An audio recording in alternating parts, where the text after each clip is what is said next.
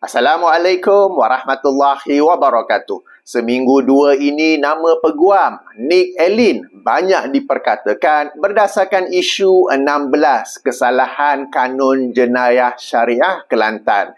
Namun sehari dua ini nama beliau juga banyak diperkatakan di media sosial atas satu topik lain yang ini dilaporkan atau diriwayatkan beliau pernah berkata, berhenti katakan tudung kepala perintah Tuhan. Meskipun ia tersebar di media sosial ni yang saya perasan sehari dua ni, saya buat video ni hari ni Selasa 13 Februari 2024. Namun semakkan saya mendapati ia adalah satu isu yang berasal lama sebelum ini. Saya menyemak kerana saya nak tahu apakah benar ini kata-kata Nick Elin dan saya nak tahu kata-kata beliau yang penuh. Okey, sebab kalau sekadar tersebar di media sosial, itu bukanlah satu bukti yang kukuh untuk disandarkan kepada seseorang. Maka pencarian saya mendapati ia adalah sesuatu yang diperkatakan lama dulu. Antara lain, sebagaimana tangkap layar di sebelah, di laman web Bulletin Media, bertarikh 4 Ogos 2018. Okay, sudah ada laporan dengan judul berhenti katakan tudung kepala perintah Tuhan, ya, Nick Elin, Nick Rashid. Kemudian pencarian selanjutnya mendapati di laman web Malaysian Gazette pada 16 November 2017, ya, sudah ada laporan di mana pihak perkasa seperti mana kita baca itu, tutup kepala Nick Elin harus bertaubat yang disebut oleh pihak perkasa. Jadi perkara ini, isu ini sebenarnya daripada tahun 2017 yang muncul balik sekarang ini. Saya rasa ada pihak yang memunculkannya kembali, yang menaikkannya kembali kerana tidak puas hati dengan apa yang dilakukan oleh Nick Elin dalam isu 16 kesalahan kanun jenayah syariah itu, ya. Tak apa. Memandangkan perkara ini telah pun naik di media sosial, telah pun tersebar, maka kita perlu mengulas dan react bagi menjelaskan hakikat yang sebenar. Dalam rangka saya sedang membuat nota untuk membuat video bagi mengulas dan react, Ustaz Dr. Kamilin Hafizahullah juga telah membuat video bagi menjelaskan perkara ini. Dan beliau pun telah kemukakan dalil yang saya pun nak kemukakan. Sebenarnya semua pihak yang faham perkara ini akan kemukakan dalil yang sama. Yang ini surah An-Nur ayat 31 dan surah Al-Ahzab ayat 59. Ayuh kita tonton video Ustaz Dr. Kamilin. Ini daripada Facebook beliau. Link dalam kotak description. Tudung kepala bukan perintah Tuhan. Baru-baru ni ada orang kata macam tu kan. Saya tak naklah sebut siapa sebab rasanya ramai yang tahu siapa. Dalam video ni saya tak naklah cerita tentang hijab atau tudung semua tu. Tapi cuma nak fokus pada part yang dia kata betul ke Allah dalam Al-Quran tak suruh wanita untuk pakai tudung. Ada beberapa ayat sebenarnya, tapi cukuplah saya sebut 2 ayat yang jelas tentang bab ni. Yang lain-lain tu boleh relate lah secara tak langsung. Yang pertama ayat 31 surah An-Nur. Wa qul lil mu'minati yaghdudna min absarihinna wa yahfazna furujahun wa la yubdina zinatahunna illa ma dhahara minha wal yadribna bi khumurihinna ala juyubihin wala yubdina zinatahunna illa. Katakanlah kepada wanita-wanita yang beriman supaya menundukkan pandangan mereka dan peliharalah kehormatan mereka dan janganlah memperlihatkan perhiasan tubuh mereka kecuali yang biasa zahir daripada mereka dan hendaklah mereka melabuhkan tudung mereka menutupi dada-dada mereka dan janganlah mereka memperlihatkan perhiasan tubuh mereka kecuali kepada ini. Jelas dalam ayat ini Allah suruh pakai khimar. Khimar tu tudung lah yang dipakai atau dililit untuk cover bahagian kepala dan rambut. Dalam bahasa Arab, khimar tu kain lah yang dipakai untuk cover bahagian kepala atau bahagian dada atau bahagian muka. Allah suruh pakai khimar atau tudung sampai cover bahagian juyub. Juyub tu bahagian dada. Kan ada hadis sebut laisa minna man latamal khudud wa syaqqal juyub. Bukanlah daripada kalangan kami orang yang menepuk tampar mukanya dan juga mengoyakkan baju mereka. Juyub ni bahagian baju di dada yang orang dulu bila meratap tu dikoyak. Yang kedua ayat 59 surah Al-Ahzab. Ya ayyuhan nabiyyu qul li azwajika wa banat banatika wa nisa'il mu'minina yudnina 'alaihinna min jalabibihin. Wahai Nabi, suruhlah isteri-isteri kamu, anak perempuan kamu dan juga wanita-wanita yang beriman supaya memakai jilbab. Allah suruh pakai jilbab. Jilbab ni kalau nak faham, pakaian yang menutupi daripada atas kepala yang dilabuhkan sampai menutupi dada, termasuk sebahagian daripada atas tubuh. Ada yang cover sampai bahagian punggung dan ada juga yang dilabuhkan sampai ke bawah. Macam ala-ala abaya hari ni, cuma dia bercantum lah. Zaman dulu jilbab ni jadi pakaian luar. Tudung belah dalam ni dipanggil khimar. Khimar ni kain tudung yang dililit dan melekat dekat kepala. So dulu wanita-wanita ni lepas pakai khimar ataupun pakaian selendang yang dililit kepala ni, dia akan letak kain bahagian luar, iaitu cover yang agak gelebih sikit besar yang dipakai di bahagian luar, cover daripada atas sampai bawah supaya tak nampak bahagian bentuk tubuh badan. Apa pun jelas jilbab ni cover bahagian rambut dan kepala. Bukankah itu perintah daripada Tuhan? Sebab tu para ulama sepakat, bahkan Ibn Hazm menukilkan ijma' daripada para fuqaha bahawa wanita punya rambut itu adalah aurat yang perlu dipelihara di hadapan lelaki-lelaki yang bukan mahramnya. Bahkan sepakat mengatakan tak sah solat wanita yang tak cover rambut dia. Ada sebuah hadis riwayat Abu Dawud yang dihasankan oleh sebahagian para ulama daripada Aisyah radhiyallahu anha. Nabi SAW sebut pada Asma, wahai Asma, seorang perempuan itu kalau dah baligh maka tak boleh diperlihatkan daripada tubuhnya melainkan ini dan ini. Nabi tunjuk dekat muka dan juga bahagian pergelangan tangan. Cukup itu dulu yang saya nak sebut. Kita bukan nak bahas panjang lebar tentang hijab. Cuma saya nak bantah je kata-kata yang mengatakan bahawa tudung kepala wanita ini bukan perintah daripada Tuhan. Sedangkan disebut jelas dalam Al-Quran, bahkan hadis-hadis yang pelbagai, ijma' dan juga hukum fiqh. Allahul Musta'an. Moga Allah bebaskan kita daripada jarum-jarum liberal dan syubhat-syubhat mereka. Baiklah, kita sama-sama telah pun menontonnya ya. Baik, daripada video itu penjelasan sudah cukup bagus, sudah cukup mantap. Cuma ada beberapa perkara lanjut yang ingin saya react, ingin saya ulas dan jelaskan. Oleh itu, saya ambil dari sini tangkap layar daripada laman web Bulletin Media, link dalam kotak description ya. Jadi dari laporan ini dikatakan, berhenti berkata tudung ialah perintah dari Tuhan, tegas Nik Elin Zurina binti Datuk Nik Abdul Rashid. Beliau yang juga pengasas Kelab Warisan Wibawa juga menyenaraikan pelbagai kebaikan apabila tidak memakai tudung yang dinikmatinya, di samping mendakwa bahawa hukum aurat bagi wanita adalah hanya bahagian sulit sahaja. Okey, sambung di kata layar kedua, tidak seperti mana yang difahami oleh orang ramai. Beliau yang lebih dikenali sebagai Nik Elin berkata, apabila kamu baca Quran surah 24, 30 dan 31, yang ini surah An-Nur ayat 30 dan 31, kamu faham mesej itu dengan jelas. Beliau dilaporkan berkata, kita disuruh untuk menjaga furuj atau kemaluan atau kesucian kita dan untuk menutupi ketelanjangan kita. Jadi saya tidak faham mengapa mereka menyuruh saya untuk menutup rambut atau kepala saya. Okey, ayo kita rujuk kepada ayat 30 dan 31 surah An-Nur, surah yang ke-24 ya, sebagaimana tangkap layar. Allah Subhanahu taala berfirman, "Qul lil mu'minina yaghuddu min absarihim wa yahfazu furujahum." Allah Subhanahu taala berfirman, Allah Subhanahu taala memerintahkan, katakanlah kepada lelaki-lelaki yang beriman agar mereka menundukkan, agar mereka menahan pandangan mereka daripada melihat perkara-perkara yang dilarang, termasuklah aurat wanita. Dan yang disebut oleh Nik Elin tu yang saya gariskan biru, wa yahfazu furujahum, dan hendaklah mereka memelihara furujahum, yang ini kemaluan mereka. Berdasarkan yang saya gariskan biru tu, Nik Elin memahami aurat ini ialah kemaluan itu sahaja.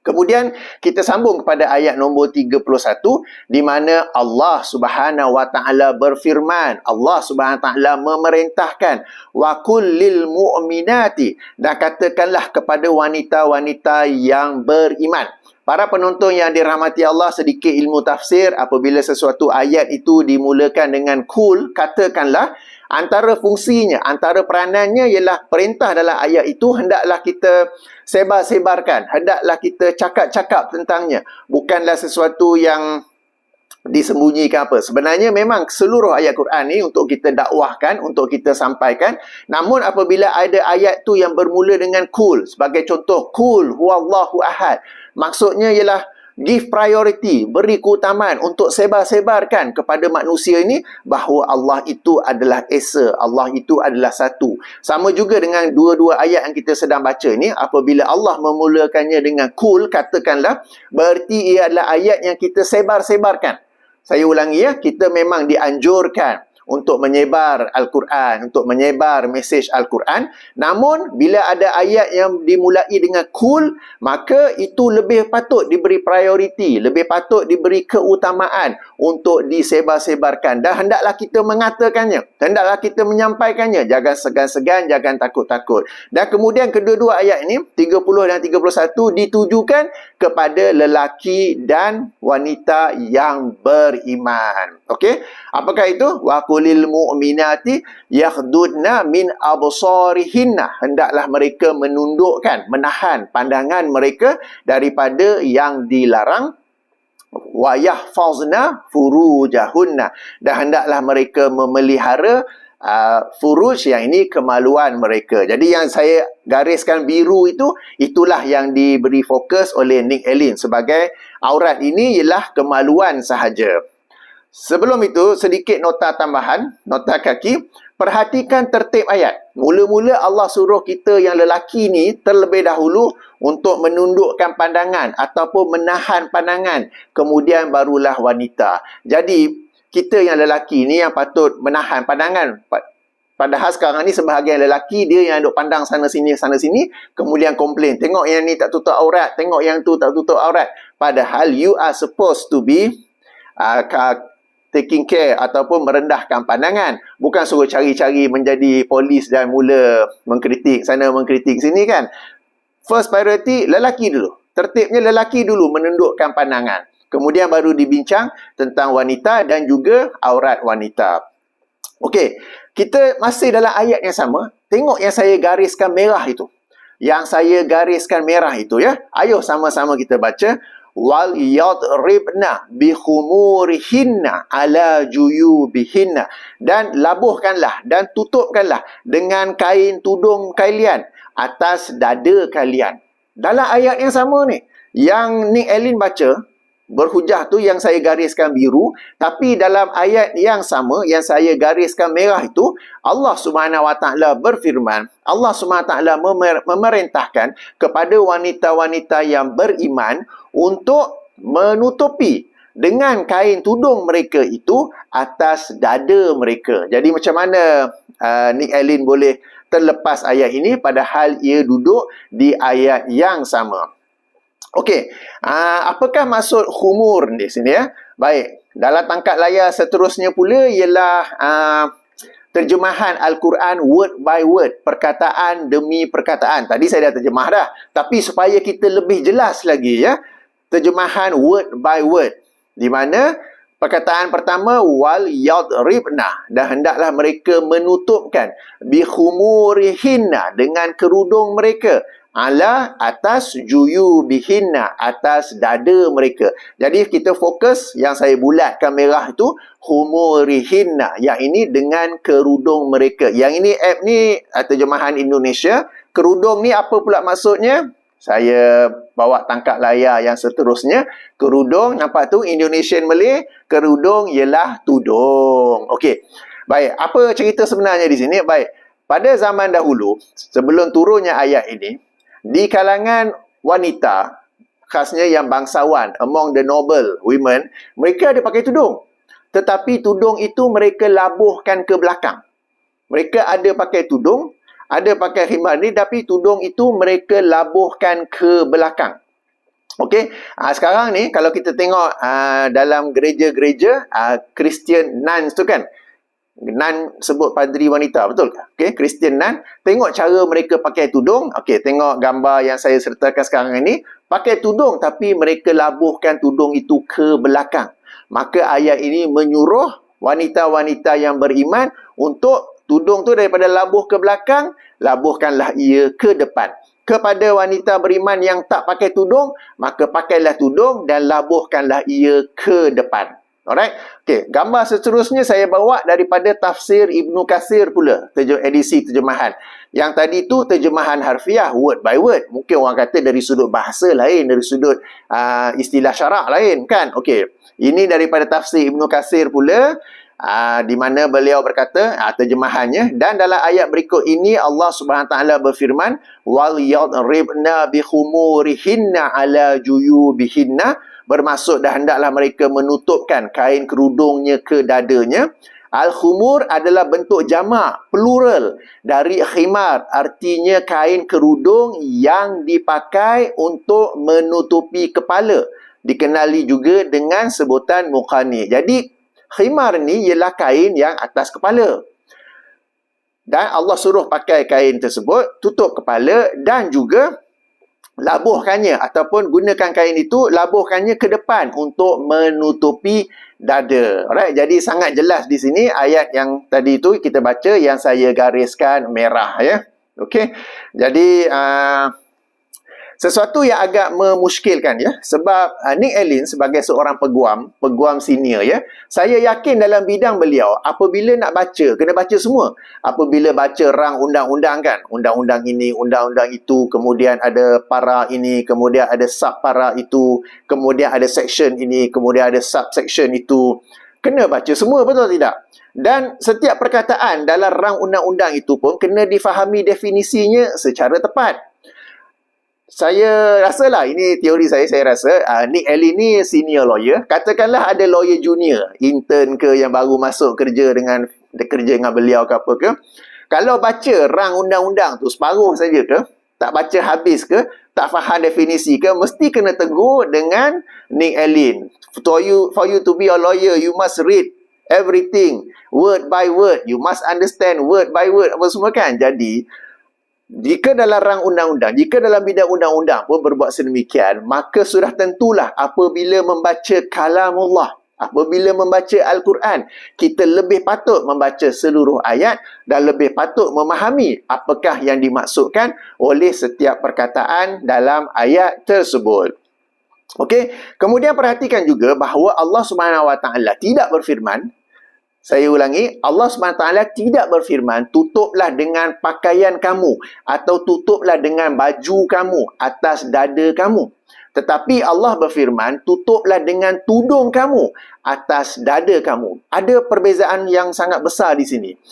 Kalau para penonton yang dirahmati Allah sekalian, perasan sisters in Islam, kan, ahli-ahli mereka tak pakai tudung kan, tapi tengok baju diorang, mereka pakai baju yang tutup sampai atas. Mereka tak buka bahagian dada tu.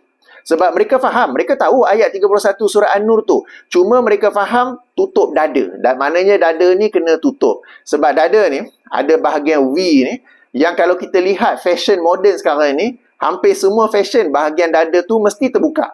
Yang lebih kurang bahagian V di bahagian bawah leher kan, V begitu, memang terbuka.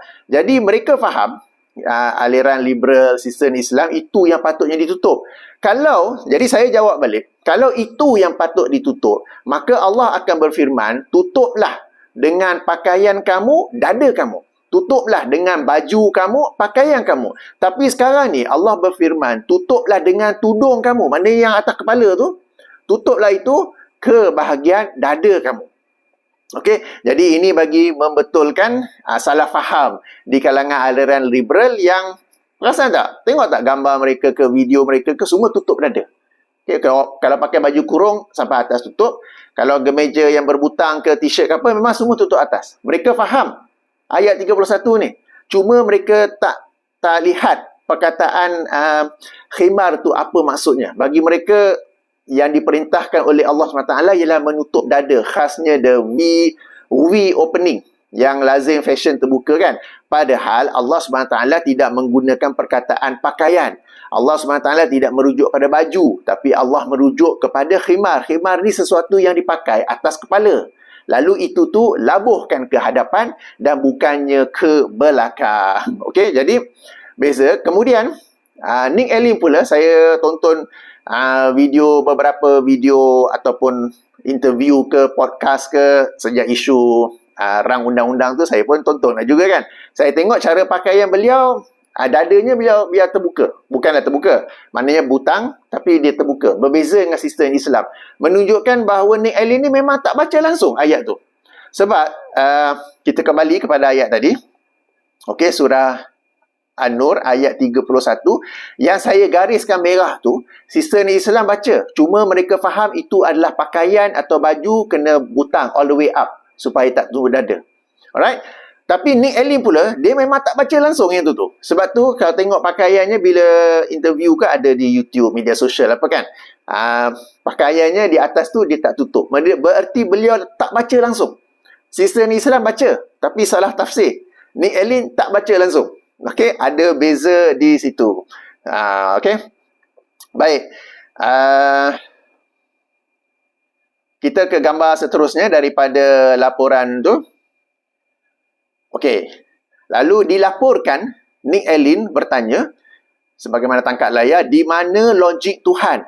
Gunakan logik kamu. Tuhan beritahu banyak mesej dan kita boleh nilai asbabun nuzul atau sebab di sebalik penurunan wahyu. Tetapi tidak ada keperluan atau perintah untuk kaum wanita supaya wrap up, bungkus semua ya. Jadi berhenti dari mengatakan tudung kepala ialah perintah Allah. Okey, para penonton yang dirahmati Allah, apabila sudah ada perintah Allah, maka akal tunduk dan taat kepada perintah Allah. Kalau nak guna akal pun, kita guna akal untuk memikirkan apakah hikmah di sebalik perintah tersebut. Apakah hikmah di sebalik larangan tersebut. Bukan lagi nak guna logik akal. Saya ulangi ya, apabila sudah ada perintah, larangan daripada Allah ataupun Rasulullah SAW, peranan akal ialah tunduk, taat kepadanya. Kalau nak guna akal pun, kita guna dalam rangka memikirkan hikmah di sebaliknya. Kalau nak sebut logik, logik tak logik, benda tu kan subjektif. Apa yang logik bagi saya mungkin berbeza bagi Nick Allen. Apa yang logik bagi Nick Allen berbeza bagi orang lain. Dan perkara ini tidak akan ada pengakhirannya. Ya? Alright. Gambar seterusnya daripada laporan itu, dilaporkan bahawa Nick Allen berkata, saya sebut dilaporkan, diriwayatkan sebab kalau ada video yang Nick Allen berkata seperti ini, kita boleh kata secara jelas Nick Allen berkata. Tetapi memandangkan media yang sebut, kadang-kadang media ni dia orang nukil ada yang tak tepat. Okey, jadi kita apply disiplin ilmu hadis di sini. Kalau disiplin ilmu hadis kita kata diriwayatkan lah. Tapi tak apa, di sini kita sebut dilaporkan. Baik, gambar seterusnya dilaporkan Nick Allen berkata, zaman dulu tak ada pun orang tutup kepala dan tutup lingkup. Zaman dulu nak mandi sungai, buka baju tepi sungai. Tak ada tandas pun dalam rumah. Nak berak pun di luar sahaja. Tegas beliau. Wanita yang pernah mendakwa golongan wanita Melayu didiskriminasi kerana tidak boleh berdiri sebaris dengan kaum lelaki ketika bersolat jemaah itu, menyenaraikan beberapa kelebihan yang dinikmatinya kerana tidak bertudung, termasuklah dari aspek gaya dan kos. Okey, menyebut tentang zaman dulu, tahun 70-an, tahun 80-an, ya saya maklum, saya pun ada zaman tu. Ya, saya dilahirkan tahun 71, 71 bukan 61, nampak je macam tu. Okey, jadi saya maklum pada zaman itu kebanyakan muslimat tidak bertudung dan fashion pakaiannya pun sedemikian. Lebih kurang tahun 80-an baru ada kesedaran untuk pakai tudung. Dan ketika itu pun ada banyak rintangan, ada banyak tentangan. Islamik sangatlah ke, itu budaya Arab ke apa ke. Tetapi Alhamdulillah, para agamawan kita berjuang untuk perkara ini sebab ia termasuk dalam perintah Allah Subhanahu Wa Taala. Dulu ada, sekarang tak ada, bukanlah hujah kerana ilmu ini berkembang. Dulu Islam sudah ada, tetapi dari sudut penghayatannya tu slowly improving, perlahan-lahan sedang bertambah. ada, tetapi perlahan-lahan sedang bertambah. Jadi memang 70-an, 80-an tak ada, 80-an baru ada kesedaran mula pakai, dan sekarang ini Alhamdulillah ramai yang pakai. Jadi ia adalah sesuatu yang dinamik, selari dengan berkembangnya ilmu. Dan menyebut tentang berkembangnya ilmu, saya yakin dalam bidang undang-undang pun ada perkembangan juga. Apa yang hukumnya tak ada tahun dulu-dulu 80-an, sekarang sudah ada. Sebagai contoh, apabila saya tonton podcast antara Nick Allen dan Caprice, antara perkara yang dibicarakan ialah tentang undang-undang menyebut perkataan lucah ataupun signal, isyarat jari yang lucah ataupun sebagainya. Sekarang ada undang-undang kan, dulu tak ada. Jadi sebagaimana dalam bidang undang-undang, kita juga ada undang-undang yang baru, selari dengan perkara-perkara baru yang perlu diundang-undangkan. Demikian juga dalam hal agama. Cuma dalam hal agama, perintah bertudung ni bukanlah satu ijtihad yang baru, tetapi ia sudah lama ada. Somehow or other ia tidak begitu dipraktikkan. Namun bila kesedaran agama semakin meningkat, maka lebih ramai pun mengetahui kewajipan memakai tudung dan mereka pun memakainya. Jadi ini sepatutnya tidak menjadi hujah untuk tidak pakai tudung, tapi sebaliknya kita kata satu dilihat dari sudut positif, bagaimana penghayatan Islam di kalangan umat Islam di Malaysia semakin bertambah. Dulu-dulu, sebagai topik tambahan, dulu-dulu jarang-jarang kita nak dengar orang nak ajar hadis dengan Sahih Bukhari, Sahih Muslim kan. Main sebut je nama ulama. Tapi sekarang dengan berkembangnya ilmu, para agamawan juga telah pun mula menyampaikan dalil, menyampaikan hujah dengan secara yang lebih ilmiah, dengan cara yang lebih akademik. Cuma ini hanya segelintir. Sebahagian lagi masih hidup cerita begitu saja dan orang kita pun masih angguk-angguk. Mereka belum lagi dinamik dari sudut perkembangan ilmu ni ya. Tentang wanita solat sama saf dengan lelaki, yang ini kita maklum memang ada gerakan liberal yang sedemikian itu. Tak perlu saya ulas lah. Yang ini jelas ya bahawa lelaki di hadapan, wanita di belakang. Okey, gambar seterusnya. Nick Allen dilaporkan berkata, tudung harganya ada sampai beribu ringgit. Tak mampu nak beli tudung. Tak pakai tudung tak pakai tudung maknanya saya tak perlu fikir nak match dengan warna baju atau busana saya. Tak pakai tudung maknanya rambut tak busuk oleh peluh. Shampoo sekali seminggu okey. Tak pakai tudung makna kurang beli shampoo sebab rambut tak hapak. Okey. Ini hujah-hujah yang kita kata sangat-sangat murah dan tak sepatutnya dijadikan alasan ya. Bila Allah SWT telah memerintahkan sesuatu, maka kita berusaha untuk mentaati perintah itu dan kita mencari jalan-jalan untuk mentaatinya. Dan kita tidak membuat alasan. Alasan-alasan ni saya rasa tidak patut diberi oleh seorang senior lawyer. Kalau dia berhujah di mahkamah tentang sesuatu kes, lalu dia berhujah dengan hujah ni, saya rasa hakim pun tak pay attention kot. Sebagai contoh ya, tudung beribu ringgit. Tudung yang jauh lebih murah pun ada. Boleh tengok di Shopee, boleh tengok di Lazada. Yang beribu ringgit tu kita pun tak setuju sebab ia adalah pembaziran. Tetapi yang harga jauh lebih murah pun ada. Kemudian tak mampu. Yang tak mampu tu yang nak pergi beli yang beribu ringgit tu. Beli sajalah yang harga biasa-biasa. Harga rakyat marahin. Ada saja kan. Okey, kemudian susah nak match dengan colour. Ini perkara yang tak tahu, saya maklumlah di kalangan wanita penting kan. Lelaki dia tak nampak sangat pun, tapi asalkan menutup aurat. Okey. Kemudian busuk peluh lah, shampoo seminggu sekali, nak boleh jimat daripada beli shampoo.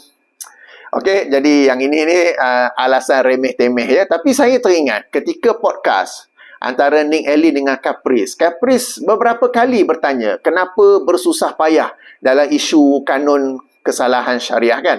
Lalu Nick Allen pun memberi sebab-sebabnya.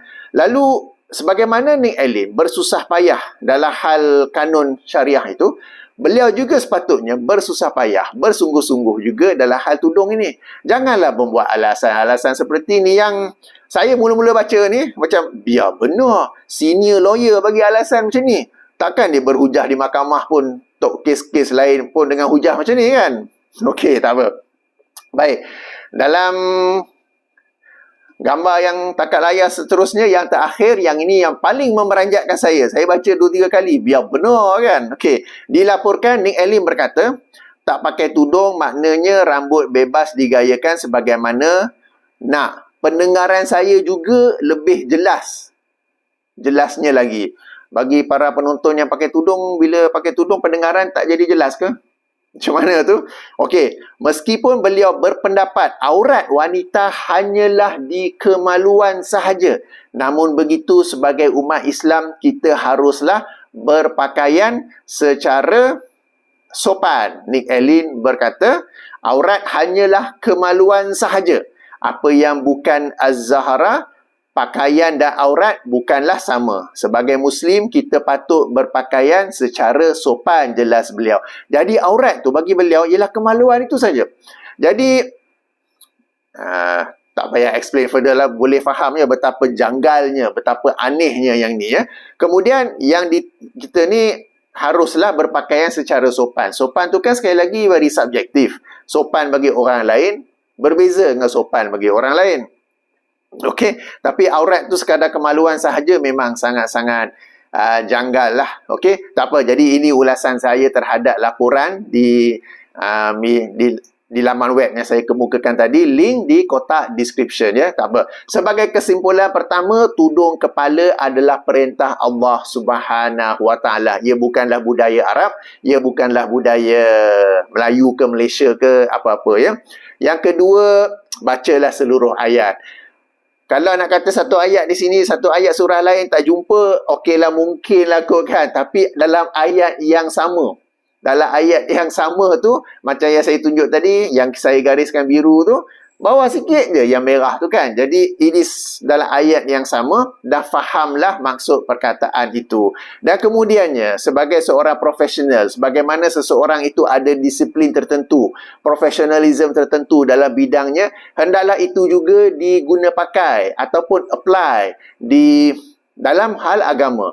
Sebagai saya bagi contoh tadi kan, sebagai seorang peguam, saya pasti terlebih pasti Nick Allen akan membaca rang undang-undang dengan penuh. Setiap para, setiap section, subsection, setiap ini kan. Dan setiap perkataan itu pun akan difahami, akan disemak definisinya, maksudnya kan. Jadi demikian juga Al-Quran, bacalah seluruh ayat dan fahamilah maksud perkataan dalam ayat tersebut. Dan sekarang ini pun sudah ada kemudahan-kemudahan app yang boleh kita buat turun dalam phone. Semua tadi dalam phone saya saja yang kita boleh guna untuk membantu. Kalau kita nak belajar dengan agamawan, of course dipersilakan. Tapi kalau nak belajar sendiri pun ada banyak kemudahan untuk membantu. Jadi ayuh kita menjadi seorang yang profesional dalam bidang kita dan juga dalam bidang agama. Jangan dalam bidang kita profesional, berdisiplin. Tapi bila masuk bab agama tu, entah mana pergi. I wonder where all the professionalism goes. I wonder where all the discipline goes. Kan boleh saja guna logik akal lah bagi hujah. Tudung beribu lah, tak mampu lah. Yang nak pergi beli tudung beribu tu buat apa kan? Okey, baik. Demikianlah ulasan dan react saya. Moga-moga video ini sampai kepada Nick Allen. Kalau tak sampai pun sampai kepada sesiapa lain yang mungkin telah pun terpengaruh dengan apa yang ditulis ataupun yang dilaporkan daripada Nick Allen ini. Moga-moga kita dapat mengamalkan syariat Islam ini dengan sebaik-baiknya berdasarkan Al-Quran dan As-Sunnah. Baiklah, saya tutupi dengan Subhanakallahumma wa bihamdika asyhadu an la ilaha illa anta astaghfiruka wa atubu ilaika. Assalamualaikum warahmatullahi wabarakatuh.